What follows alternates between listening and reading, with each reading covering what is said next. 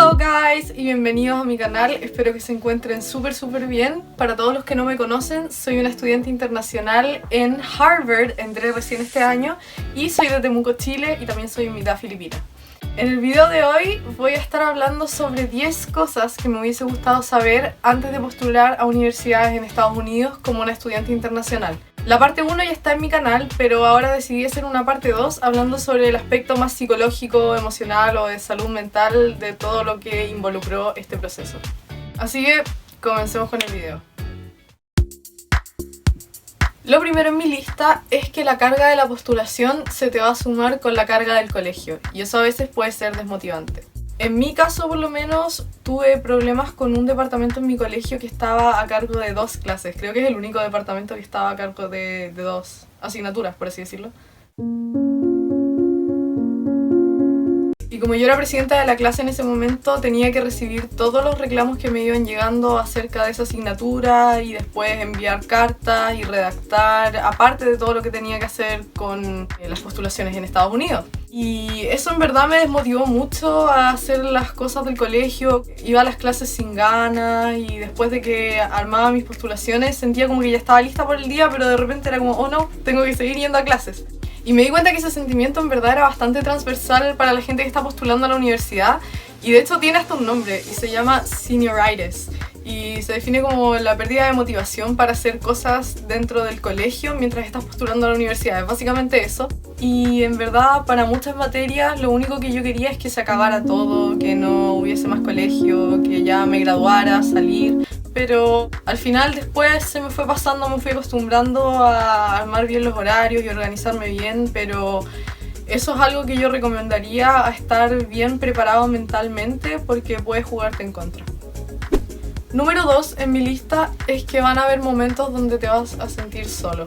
Yo en general disfruto mucho mi soledad, pasar momentos conmigo misma, pero este tipo de soledad no me gustó para nada. Porque esto se trataba más de que nadie te entendía. O sea, cuando tú querías explicar algo tenías que darte miles de vueltas, o cuando estabas hablando con tus amigos y querían sacarte algún tema de conversación, era difícil porque estabas tan metido en esto y de repente yo pensaba que se van a interesar si ellos igual están metidos como con el tema de su universidad o tener que explicar todo desde cero. Era difícil y eso es algo que también me gustaría dejarles planteado para que se preparen mentalmente, porque va a haber momentos donde uno se siente solo y es inevitable y hay que saber cómo enfrentarlos, y si estás preparado, mucho mejor. Número 3 es que mucha gente no va a entender tu decisión y el problema es que te lo van a hacer saber. Yo encuentro que esto es súper normal si estás postulando como un estudiante internacional, porque mucha gente a tu alrededor no va a saber cómo funciona el sistema de afuera y obviamente lo desconocido causa miedo. Porque por ejemplo, a veces hay gente que se pone a hablar contigo, te hace preguntas capciosas, va a ser incómodo, hablan con tus papás o quien sea que esté a cargo tuyo y les meten miedo sobre el tema de postular afuera. Y las primeras veces que eso me pasó, como que me chupaba la energía. Después, con el tiempo, aprendí a ser como más rígida y poner como una protección ante esas situaciones, pero es algo que me hubiese gustado que me advirtieran cuando partí postulando a una universidad en el extranjero. Número 4, un poco contrario a lo que dije en el punto 3, es que sí va a haber gente que te va a entender y va a saber lo que estás viviendo, y te recomiendo que te rodees de esas personas. Ya sea dentro de tu núcleo familiar o en el círculo del colegio, amigos, profesores o hasta online, en algún lugar va a haber alguien que va a poder empatizar con lo que tú estás pasando y va a saber cómo darte consejos acorde a eso. Por ejemplo, hay un subreddit que se llama Applying to College, donde hay un montón de chicos pasando por lo mismo que tú y hasta estudiantes internacionales que hacen posts sobre sus experiencias, a veces entregan datos, hacen preguntas y dentro de las respuestas tú también puedes ir informándote, y a mí en verdad me sirvió harto. Número 5, que quizás puede ser un poco obvio, pero vas a tener que sacrificar tiempo con amigos y con familia. Para este punto, el consejo que yo daría es no sentirse mal por ser un poco egoísta, por así decirlo, con tus tiempos libres. Porque al final el tiempo libre se hace poco, y si no piensas en formas de cuidarte a ti mismo, cuidar tu salud, desestresarte, relajarte, tener alguna vía de escape, yo creo que al final vas a terminar colapsando. Yo en mis tiempos libres, por ejemplo, hacía ejercicio, o tocar guitarra, cantar, o tejer, todas esas cosas que me gustaban y no me generaban estrés, pero igual colapsé al final. Estuve una semana con fiebre y pensamos que era coronavirus, pero me vinieron a hacer el examen de PCR y salió negativo, así que era un resfriado común y me dijeron que era básicamente lo típico que me daba por estrés. Número 6 en mi lista es que el sentimiento de duda va a ir y venir como por olas, y es totalmente normal. Y esto es en todos los aspectos de la postulación. Por ejemplo, un día vas a entrar a tu Common App y vas a leer tu postulación y vas a encontrar que está todo mal, que no tienes oportunidad de entrar a ningún lado. Después vas a entrar otro día y leer esa misma postulación y vas a encontrar que está todo genial. Y te vas a sentir motivado, te vas a sentir confiado en tu postulación. Y también me pasó mucho con los ensayos, como mencioné en mi primer video, que está también en el canal, vayan a verlo si no lo han visto. Yo apenas los veía, los encontraba todos horribles, y lo que yo hacía era tomar y borrar todo. Pero después, con un ensayo que lo dejé reposar antes de revisarlo, me di cuenta que eso es básicamente lo que uno tiene que hacer cuando redacta. No sé por qué me pasa que cuando redacto algo y lo leo de inmediato lo encuentro todo malo, así que primero que todo no entrar en pánico y segundo esperar a que venga esa perspectiva, por así decirlo, si es que tienes el mismo problema que yo, y revisar tu ensayo bajo ese criterio. Esos son los dos consejos que yo daría sobre este punto.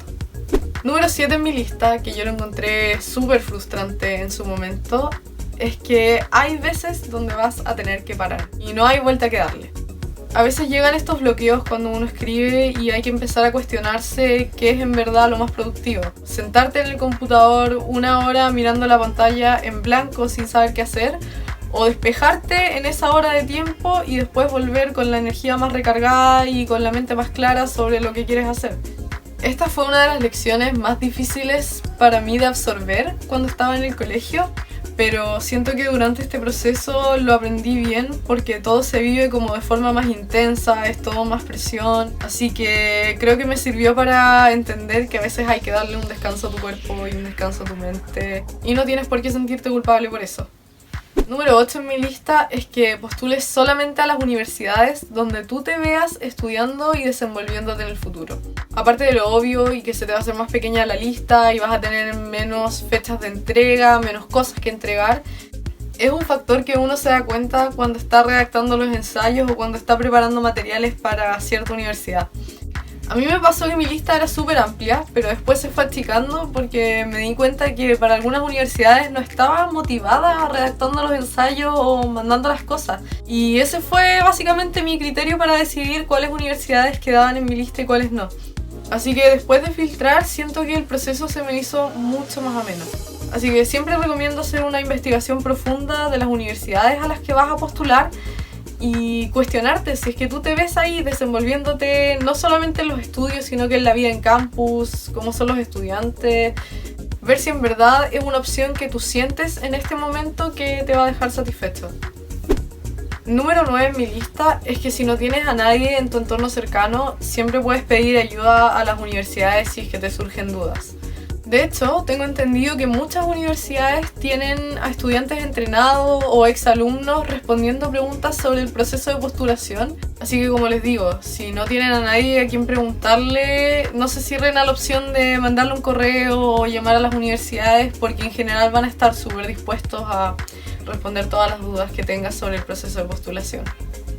Y finalmente, el número 10 en mi lista es que vas a salir del proceso conociéndote mejor como persona. Yo creo que si me hubiesen dicho esto de antemano, yo no hubiese tenido tantas dudas de si postular o no postular en el extranjero.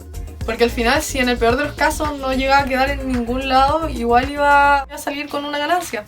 Y yo por lo menos me di cuenta de eso en el camino cuando fui leyendo y revisando mis ensayos. Me fui dando varias autosorpresas sobre perspectivas que tenía de la vida en lo corto que llevo viviendo, pero en general siento que ese ejercicio de redactar sobre ti y de cómo ves tú el mundo te sirve mucho para ver hacia dónde quieres llegar y qué objetivos quieres cumplir en tu vida y dónde tú perteneces.